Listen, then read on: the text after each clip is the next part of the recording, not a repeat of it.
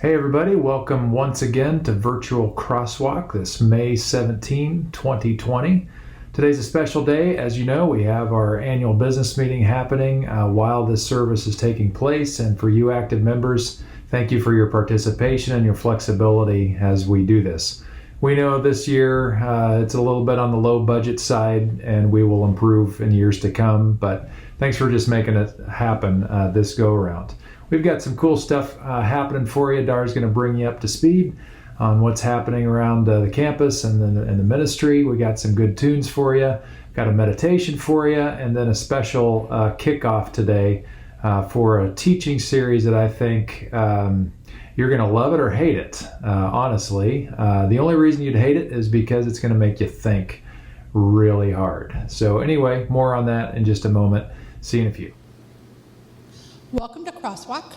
Hope you are all doing well and staying safe. I know this is a trying time for all of us, so please just be patient. Eventually, we'll all be back together, servicing and worshiping together. So again, stay safe and stay well. So I just want to remind you that today is our annual business meeting. So if you are an active member of CrossWalk, you should have received a ballot in email, or some people got it by mail. If you have not received that, please let me know. You can email us at info@crosswalknapa.org. But you can also, if you've gotten your ballot, you can fill it out, take a picture of it, and email it back into us at that, and I'll print it up and put it in the ballot box. Or you can just let us know that you're going to put it in the mail. We have to have it postmarked by Monday. So be sure if you're going to mail it, it goes in the mail by Monday to be able to count as a vote. And then also we want to remind you about our Virtually Together group that meets on Wednesdays at 12 noon and at 7 p.m. So grab your lunch, grab your dinner, come on and join us and join in the conversation. It's a great opportunity to get connected, even though it's little squares like the Brady Bunch, but it's okay. And we're doing a series right now called Embracing a Life of Meaning. So come on and join us and be part of the conversation on that. And then I also want to remind you about our dinner group. We chose to meet twice a month during this time. And it's just another opportunity to build community and to check in with each other and see how we're all doing through this process and through this time. So if you're interested in that, let us know and we'll send you a Zoom link on that as well. And then also want to remind you of the items that CrossWalk is currently collecting. We are collecting these as part of COAD, Community Organizations Active in Disaster. So Pastor Pete started a thing a while back called Spare a Square. So we're collecting toilet paper to get out, especially to our seniors who don't have the opportunity to get out to the store and find it at the times that it's available in the store. So if you have some extra toilet paper sitting around and you want to do something helpful, bring it on down to CrossWalk. We're also collecting infant and adult diapers, face coverings and masks, and cleaning supplies that will be used for the essential worker daycare places that have been set up for the workers. So any of those items, if you have them sitting around, you can bring them down here to CrossWalk. Our Emergency Volunteer Center is open on Mondays and Wednesdays from 9 to 4. So just bring it on down and they'll bring it in and put it in here on the tables and have it ready to go when the need is there. So also want to thank you for your support of CrossWalk. We honestly can't do all that we do without your support and especially without your prayers. This has been a very trying time for so many people, and your pastors are out there. Pete and I are both out there every day doing meetings, helping out in the community and in the county wherever we can. The committee I serve on is Food Access, and we cover everything from Pope Valley and Angwin, all the way down to Yountville, to Napa, and then all the way to American Canyon. So of course that's a huge area to cover, so it involves a lot of meetings and a lot of time making sure everybody's being fed and getting the resources that they need. And then Pastor Pete serves on the Mental Health Committee, which is mental health and spiritual care. So he is in charge of leading up a lot of the faith leaders get together and talk about what is going to look like when church reopens and how are we all going to do that. So just keep us in prayer. It's a lot. By the end of the week, we're both pretty well worn out. So we could use your prayer support on that. But just want to let you know there's a lot going on here at CrossWalk. even though we're not able to meet here. When you do come back, we've got 3 rooms that are going to be made over. It's the main meeting rooms that we use for our support groups. So we've been busy with that. It's a lot going on, and we're very grateful to have a lot of support. Jim Delasanta's been in here helping, and Lauren has been building new cabinets. And of course, when Ted's here, he gets a lot of the honeydew jobs. But we're getting it painted, and it's looking really nice in there, and it's going to have a fresh new look. So look forward to that when we finally do get to come in and see it all over again. So again, thank you for your support. Thank you for your prayers. We can't do this without you, and we're so grateful that you're part of the CrossWalk team. Have a great week. God bless.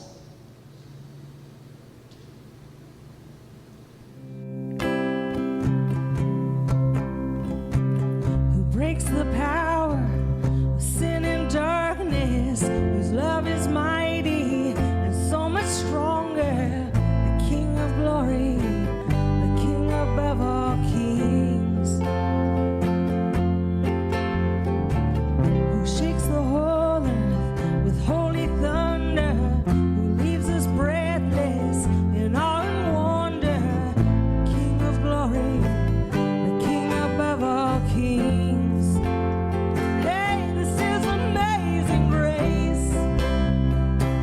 This is unfailing love, that you would take my place, that you would bear my cross, that you would lay down your life, that I would be set free.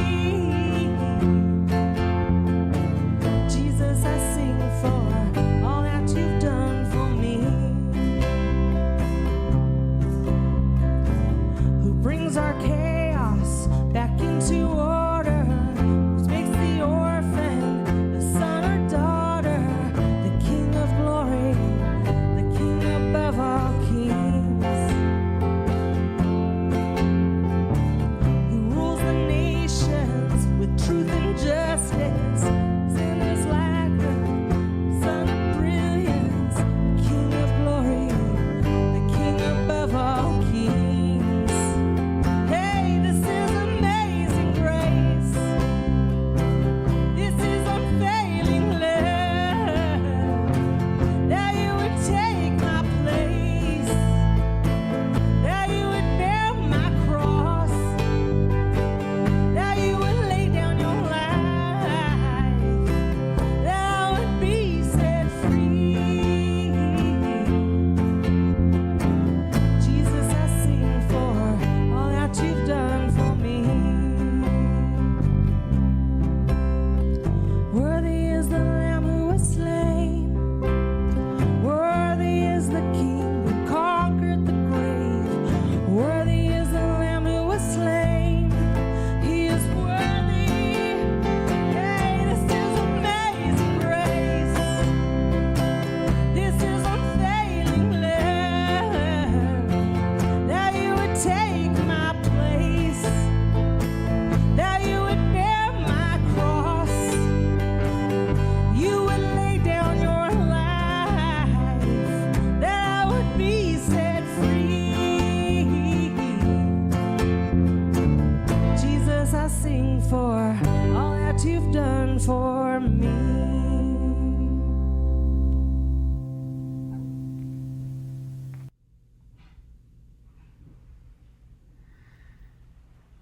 I'd like to lead you in a guided meditation today. We've got some beautiful scenery to look at if you're not comfortable closing your eyes. But it's a very simple breathing meditation with a couple of phrases that we'll incorporate. So what I'd like you to do is to sit in a way that your spine is pretty straight, which will enable you to breathe pretty well. And just take a few moments to breathe deeply. Take a couple, 3 maybe, big deep breaths. Hold it for a moment before you exhale. Take your time doing it. And then get into a normal breathing pattern. And as you do, I want you to check in with your body. How are you feeling physically today? How does your body feel in your chair? Just kind of get in touch with your physical self. And become aware of any to-do list types of things that are keeping your mind worrying about. And take a moment to check in emotionally. How are you feeling today? You feeling some angst, sorrow, grief, anger, frustration, joy, love, hope? What's in your heart?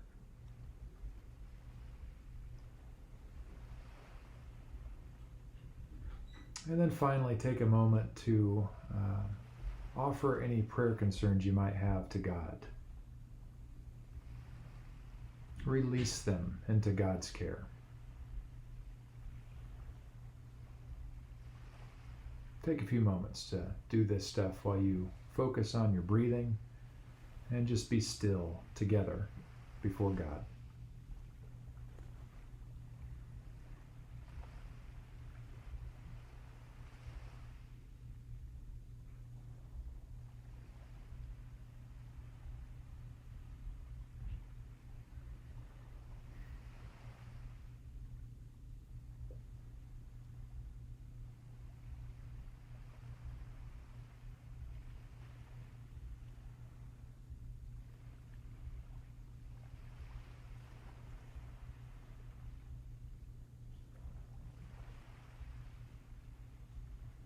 Now what I invite you to do is to take a moment, and as you breathe in, I want you to say this phrase: I am loved. Just every time you breathe in, I am loved.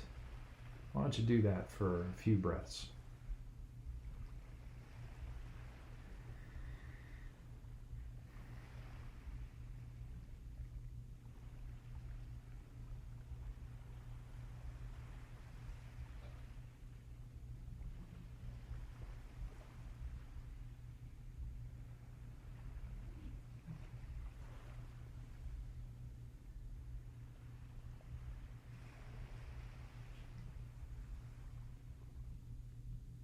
Now I want you to add a phrase. So already, as you're inhaling, you're saying, I am loved. And now as you exhale, I invite you to say, I choose to love. I choose to love. So let's just take a few breaths. On the inhale, I am loved. And on the exhale, I choose to love.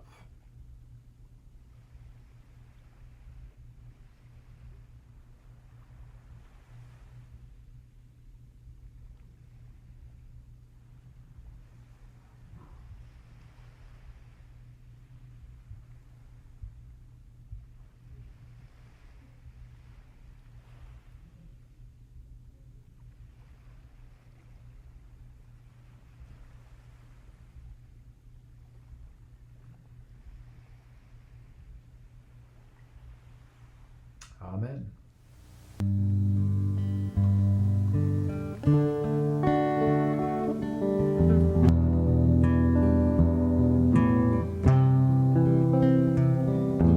I keep fighting voices in my mind that say I'm not enough.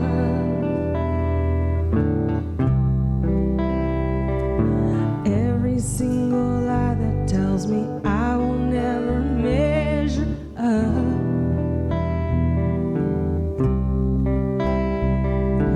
Am I more than just the sum of every high and low? Remind me once again just who I am, because I need to know.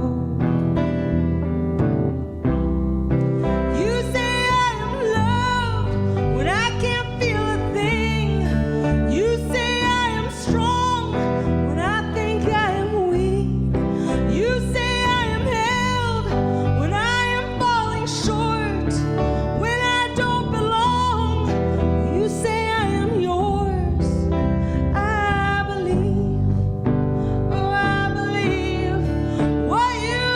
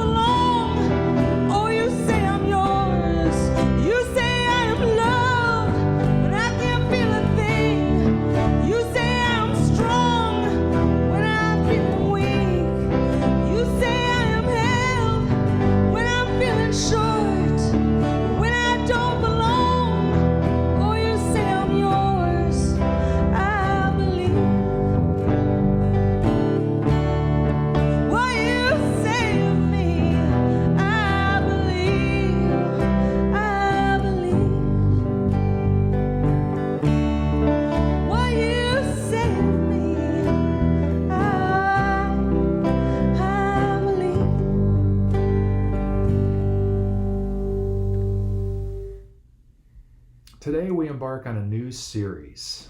For the next 5 weeks, we're going to be going through a study called Embracing an Alternative Orthodoxy. Isn't that a wonderful title? I mean, it just rolls right off your tongue. I know. And for this series, we are going to feature some video teaching from one of my favorite authors, Richard Rohr. He's going to talk for a while, and he is actually speaking to a small group of people. In this case, unfortunately, it's entirely white people, which some of these other series I have has a much more diverse audience, so that's kind of a bummer. And they're older white people for the most part. And nothing against older white people. It's just like, man, why couldn't we get some diversity in this room for some different thoughts and process and all that? So you're going to hear Richard Rohr talk on this subject for a bit. And then give and take, conversation between thoughtful folks who are in the room.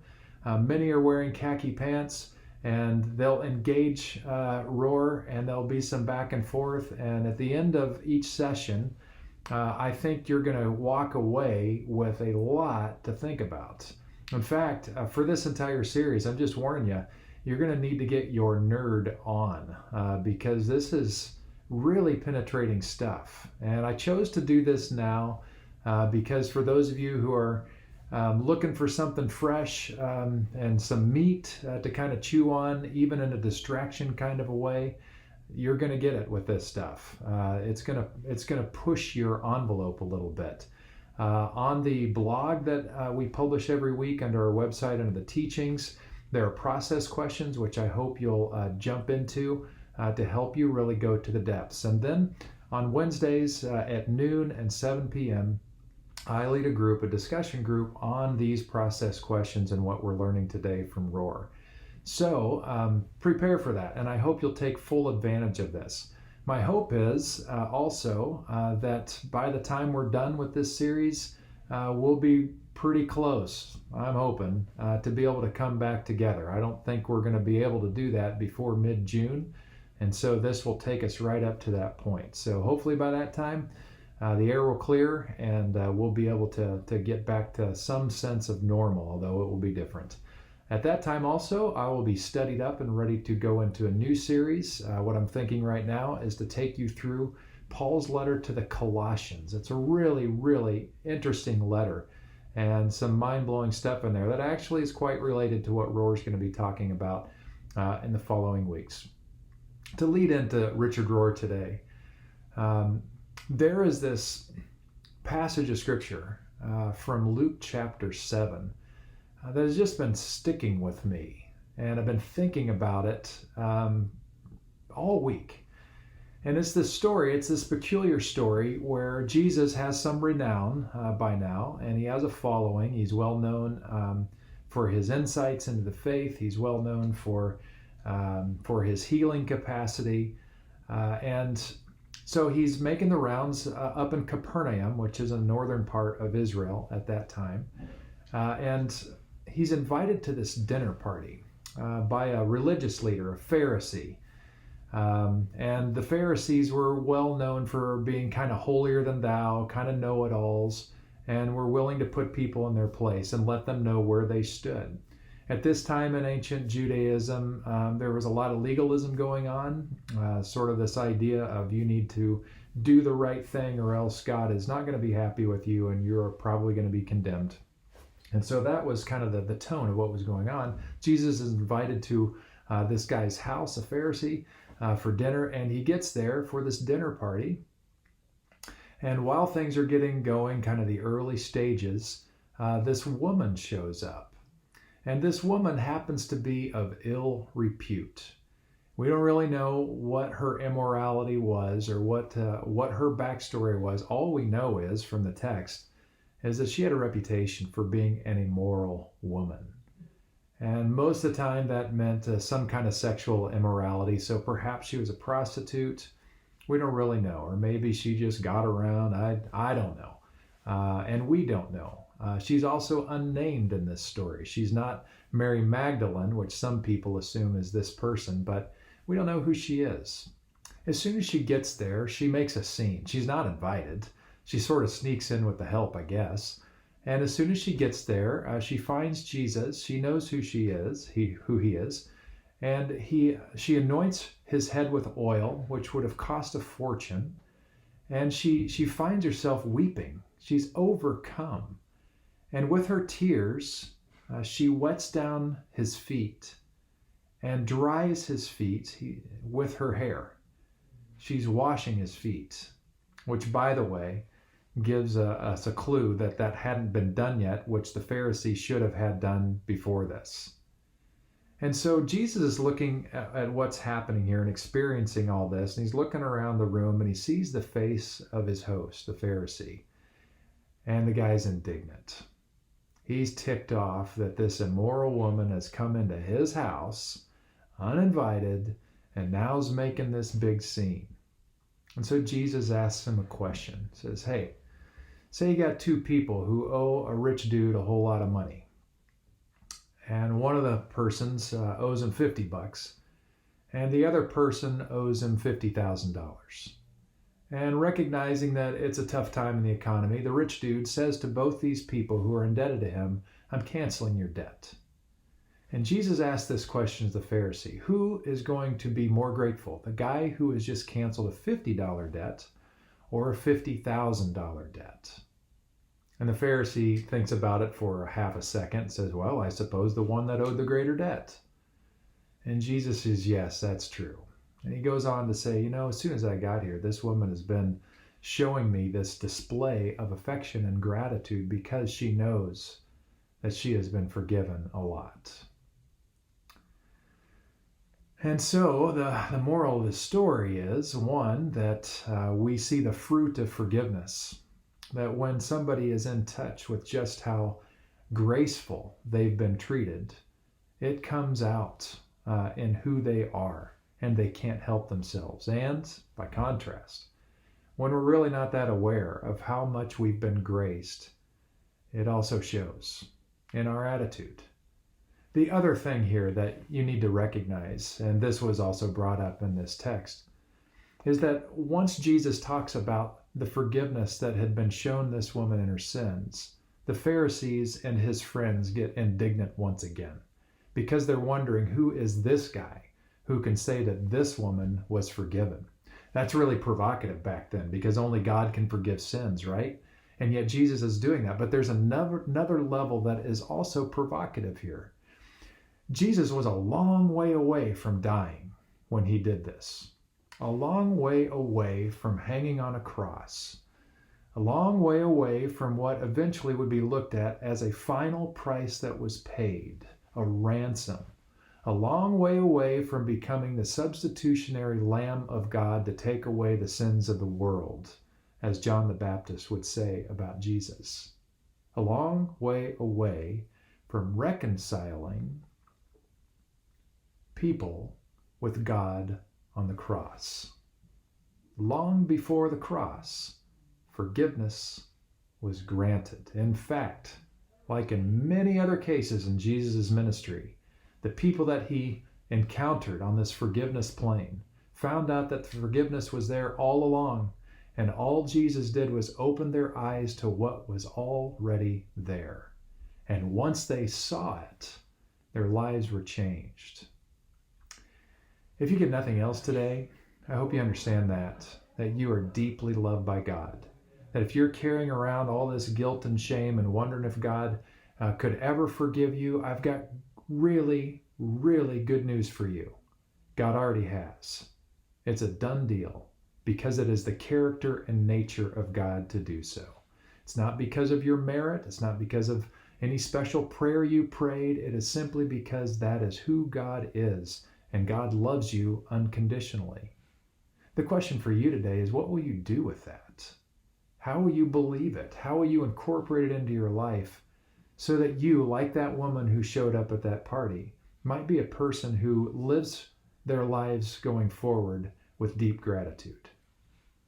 All right. Well, that sets the stage a bit for what Richard Rohr is going to talk about today, which is a very deep and provocative issue on the atonement. So let's get to it. Enjoy. I'm glad to be with you and thank you for joining us. I hope this can be an enjoyable day for you, and obviously hope it's interesting too. Actually, this subject of atonement, although it sounds so boring at first mention, it really engages people. And probably that's because we Franciscans did have, from our inception 800 years ago, an alternative understanding of the atonement. And interestingly enough, it was never deemed heretical, even by the Roman Church. It was the minority position. And we were more broad-minded in the 13th century, it seems, than we are now. Or, well, with Pope Francis, we're opening up again, it appears. But then we could have, like the Supreme Court, a majority position, a minority position, and we weren't kicked out. But the interesting thing is that, and people from the Protestant tradition always find this interesting, assuming they totally reformed or changed Catholicism. They actually didn't. They're a child of Catholicism because it was Western Christianity. It was the only game in town. And a great example of that is the atonement. That in fact, mainline Protestantism, by and large, fully accepted the majority position. Interestingly enough, because we were this sideshow inside of Catholicism, we were never as invested in it, in the explanation that I'm going to try to summarize in a minute, as most evangelicals are today. They would consider this one of the pillars of evangelical theology. And if you dare to question it, they'll walk out of the room or call you a heretic. I'm really not a heretic. I was trained in Orthodox Catholic theology, which ironically, if you really are trained in the big picture, it makes you look rather progressive in many ways, because the first thing you learn is it wasn't always this way with almost every doctrine. It developed, it unfolded, and you can go to a different century or different culture, and they said it a little differently. That's the great thing about being Catholic, being exposed to that big picture. At any rate, back to our theme. The mainline position on atonement that every one of us in any denomination has been influenced by is probably summed up in the phrase that you see on highway signs: Jesus died for our sins, all right? And what good Christian would not agree with that and feel good about that or bad about that, however you want to feel, I don't know. But it's all based, and this was the Dominican mainline argument, on these many quotes in the New Testament that you've all: ransom, satisfaction, paying the price, atonement, died for us. So it gave us the transactional impression from those quotes, which made sense to Jewish people from temple sacrifice, and by and large the New Testament was written for or from Jewish people, that there was some transaction necessary. Because the language is there, the metaphors are there for it. Well, the early Franciscan school, names you might not be familiar with, St. Bonaventure, our great mystic philosopher, and John Duns Scotus, our great philosopher, they both emphasized, instead of those quotes, they emphasized the hymn at the beginning of Colossians, the hymn at the beginning of Ephesians, the prologue to John's Gospel, the first chapter of 1 John, where they all say the Christ. Now, they're not talking about Jesus. We'll talk about this later. Right? The Christ existed from all eternity. Well, they're also talking about Jesus, but in a bigger frame. So our Christology, we would now call it a nonviolent atonement theory. In other words, I'm going to sum it up right at the beginning in a phrase. Duns Scotus would say, Jesus did not come to change the mind of God about humanity. God's mind didn't need changing. Right? God organically loved what God created from the first moment of the Big Bang. There was an inherent love relationship between God and creation. So you see why we end up looking sort of good today, because this creates us inside of a coherent universe that makes sense, at least to my thinking, it makes sense. Back to the phrase, Jesus did not come to change the mind of God about humanity. Jesus came to change the mind of humanity about God. That's it in a word, all right? And that there was no transaction necessary. There was not a blood sacrifice necessary. Now, I know when you say that, people feel like you're taking away their faith, because many people have based their whole understanding of Jesus on this paying of a blood debt, a blood sacrifice.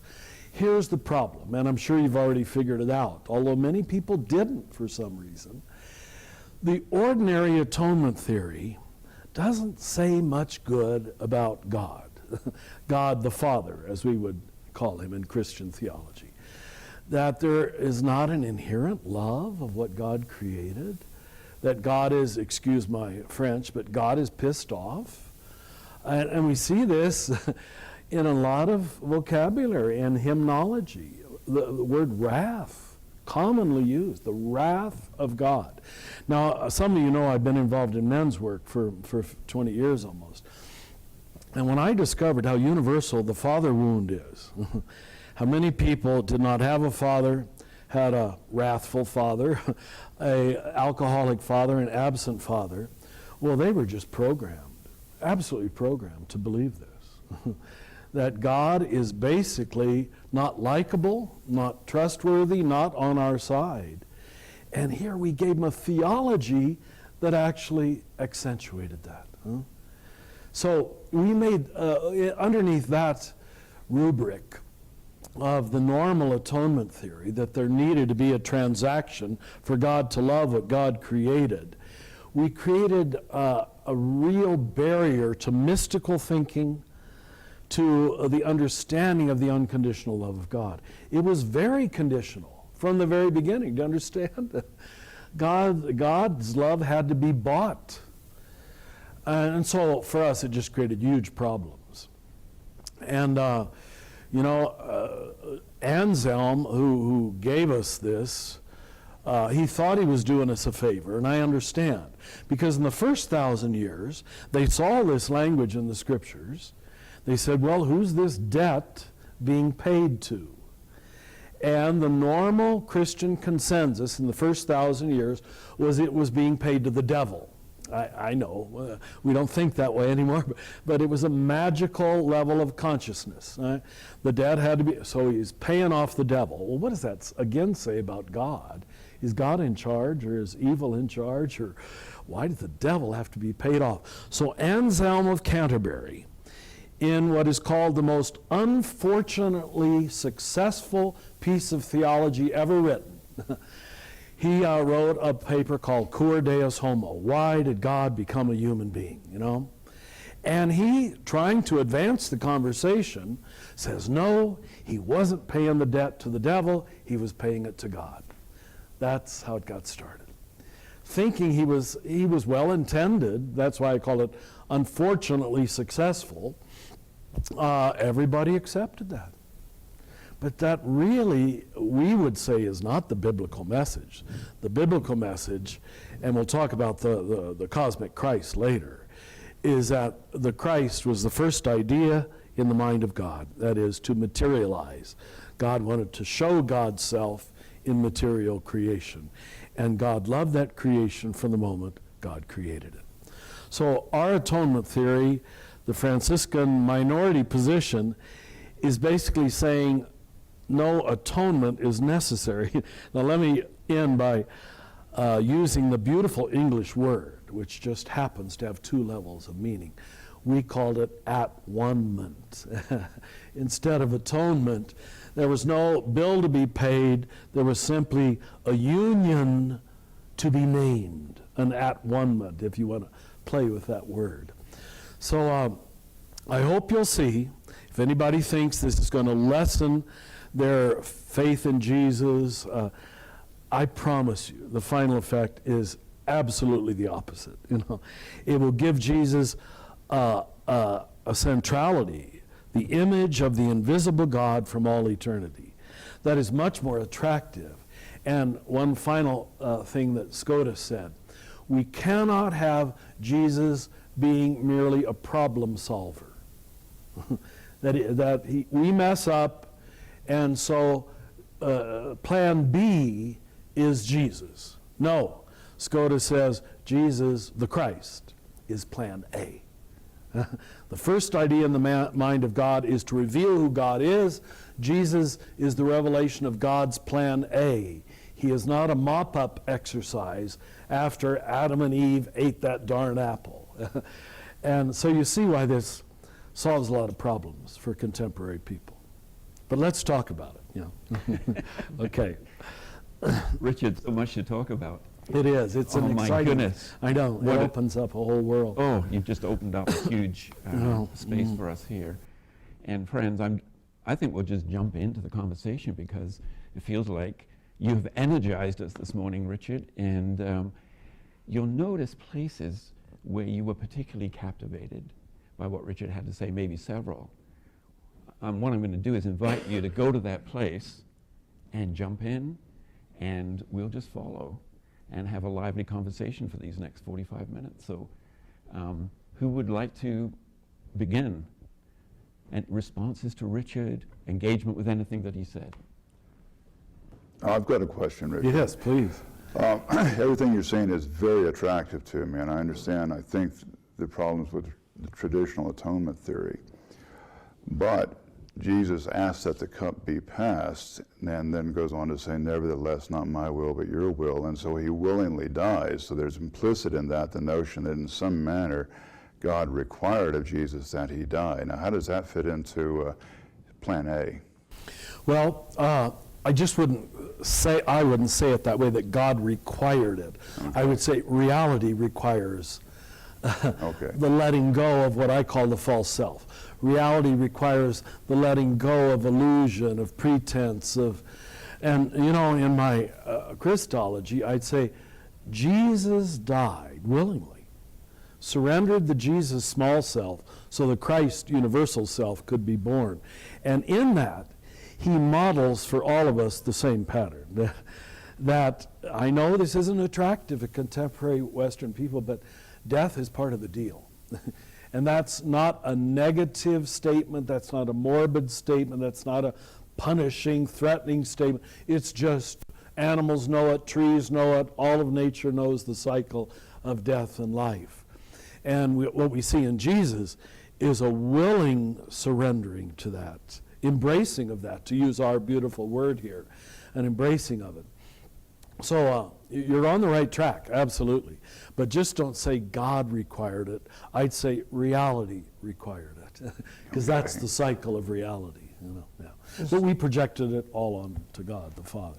Well, as part of it is as Paul talks about, and I think you referenced, that Jesus emptied himself. I think the Greek kenosis. That the actual atonement that Jesus himself as a person did was the emptying of himself to do what God wanted. Yeah. That's excellent. You're honing in right at the heart of the matter. And of course, even stating it that way, suddenly Buddhists stand up and take interest. My God, we're saying the same thing. And of course, if truth is one, which has to be, or it's not truth, wouldn't that make sense? That the great religions would be coming to very similar conclusions. So using that word emptiness from Philippians is right on. And I think if we see it as an entire process of self-emptying, instead of just a dramatic 3 hours on the cross. There are Christian denominations that have been able, God bless them, they didn't know they were doing this, I suppose, but the whole first 30 years of Jesus' life mean nothing. His teaching can be ignored. It's just those last 3 hours. And I don't mean to be disrespectful, but get that blood instead of the whole life of self-emptying.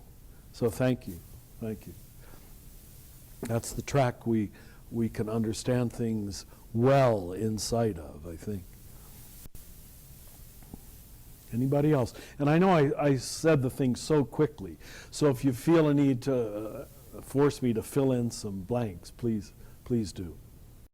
I mean, there is a certain attractiveness to the crucifixion and the death of Christ being the just result. I mean, it's the justice is now here to pay for the evil or the transgressions the humanity engaged in before.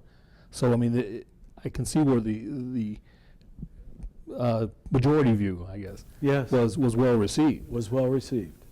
You know, let me come at it this way, because I think you're right. I've been influenced the last 10 years so much by things like spiral dynamics and integral theory and levels of consciousness. And you know, the earlier levels of consciousness, you're pointing right to it, is the magical level, what I call the transactional level. It's also the ego level, which I'd call quid pro quo. It really doesn't understand restorative justice. It's only retributive justice, quid pro quo, tit for tat. That's where all of our minds are. Just if any of you are parents, look at your 11-year-old boy, or girl, I'm sure too.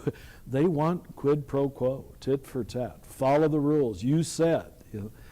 We all go through that level of consciousness, and culture itself did too.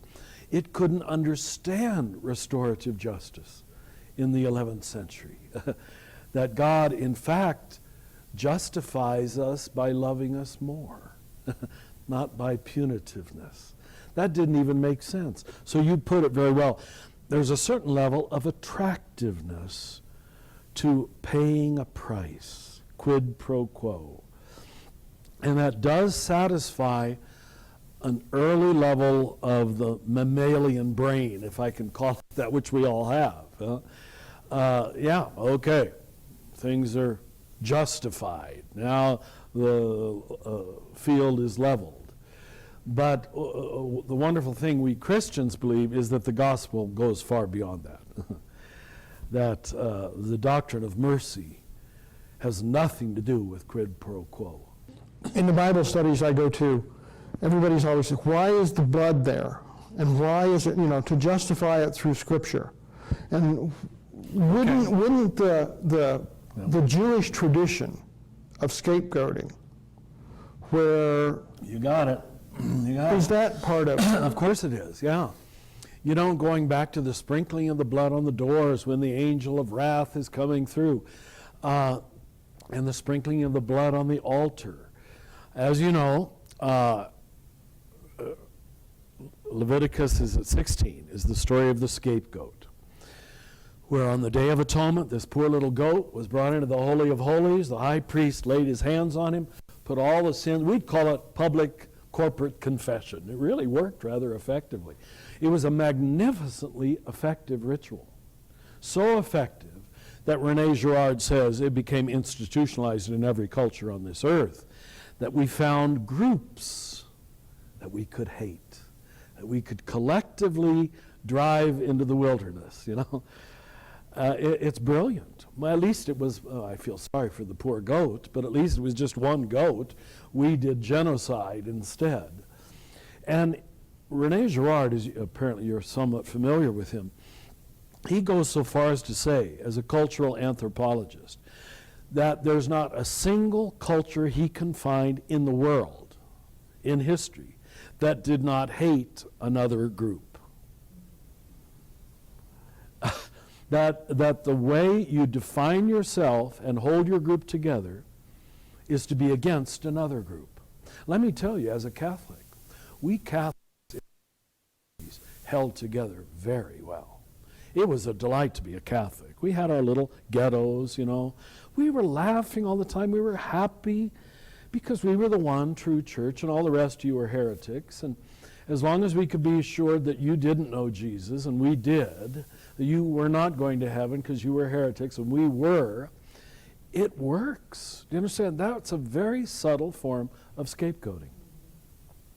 And Protestants did it maybe to us, I don't know, or to other groups.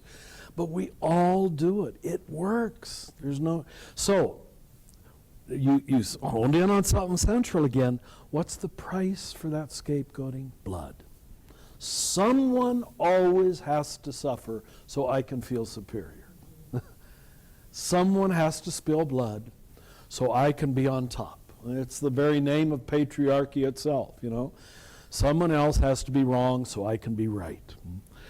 So the blood becomes the symbol of, yes, the price that must be paid. And I mean, see, the metaphor can still work on a deep, beautiful, mystical level. Because if you look at the history of religion, the world history of religion, I'm told, and I'm obviously not a historian, but I've read these folks, they say there's not a single continent that did not have human sacrifice, if you go back far enough. There's not a single continent that did not evolve into animal sacrifice. We slowly changed it, little by little. But something always had to die. Now, the genius of Jesus, again, he says, no, it's you who have to die. Not everybody else, not animals, not your virgin daughter and your eldest son, but you.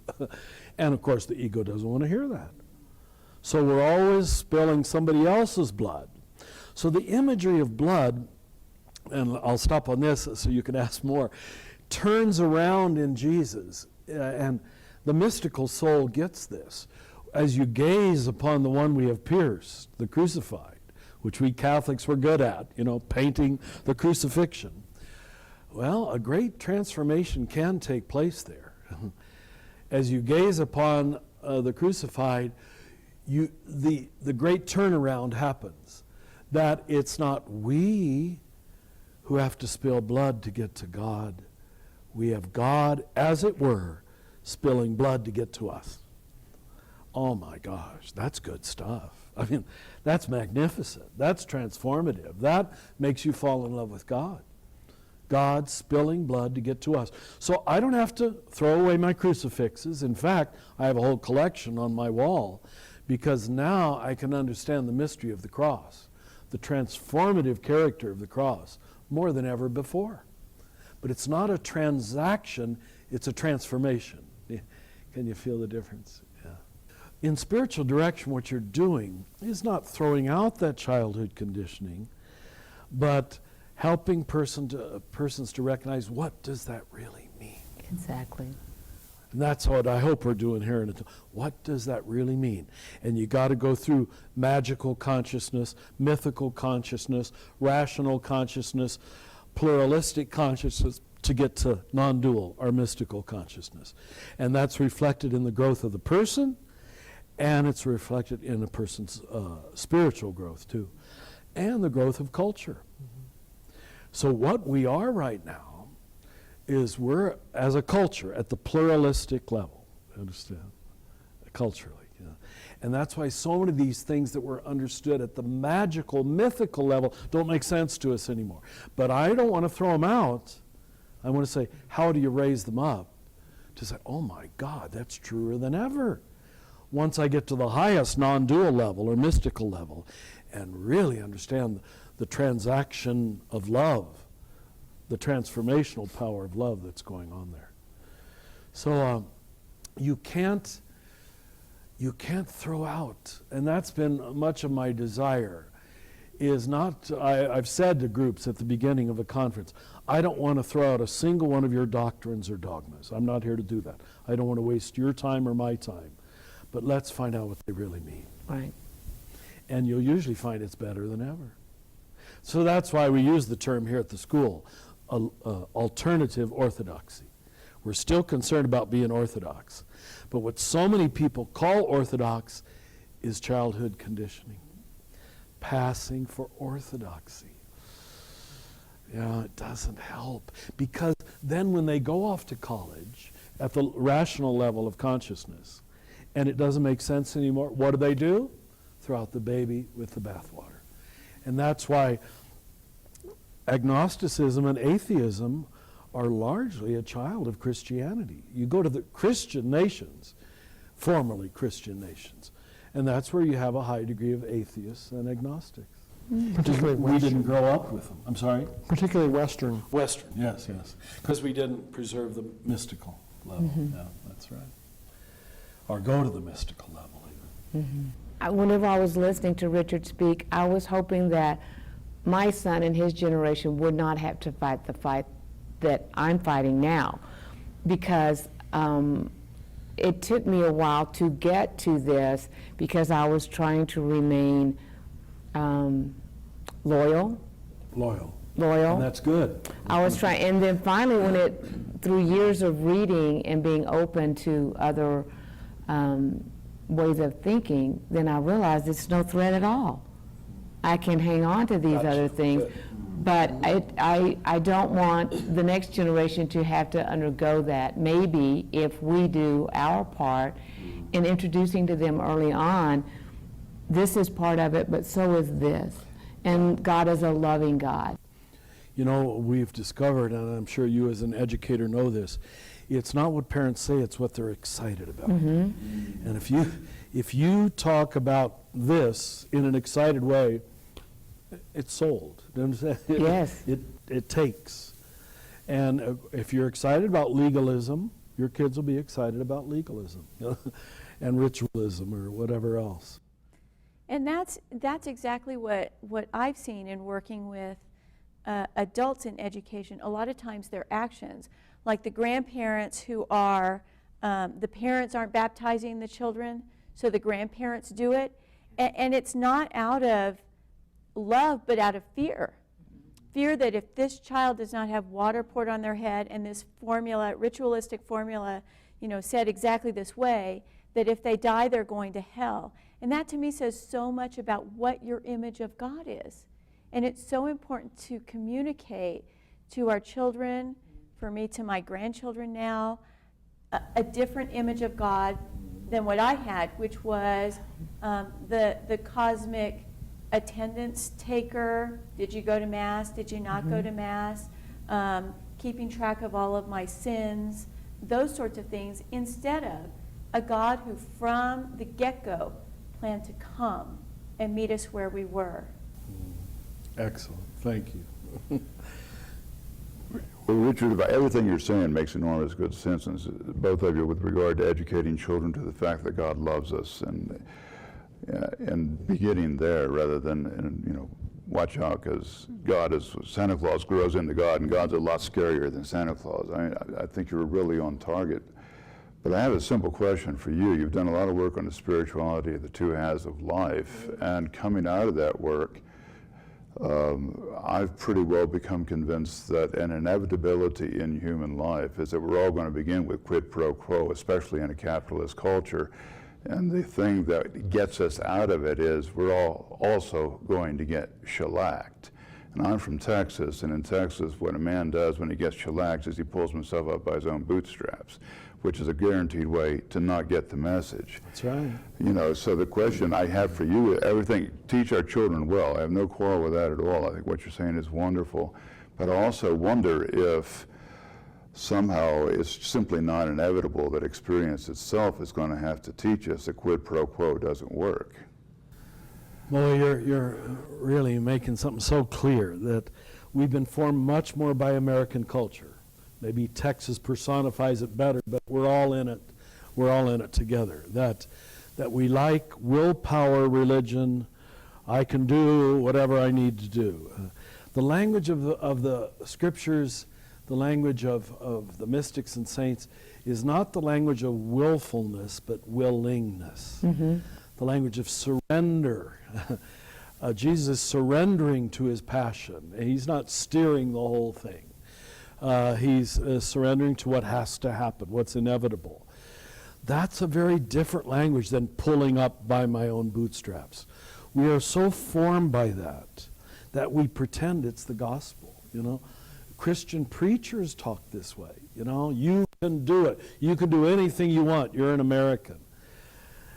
In terms of biblical theory, that's pure heresy. And yet you could get away talking that way in a pulpit, and everybody would cheer you on. And give more on Sunday. And it's willfulness appeals to the egocentric, low-level self. It looks like winners win, and of course, what the gospel is saying is losers win, which we should all be very happy about, because that includes all of us suddenly. But that's why I wrote that book, Falling Upward, to try to show how you've got to go through that falling experience of your initial self-created game for superiority has to disappoint you, has to fall apart on some level, or you never get to the second half of your life, which is the gospel possibility.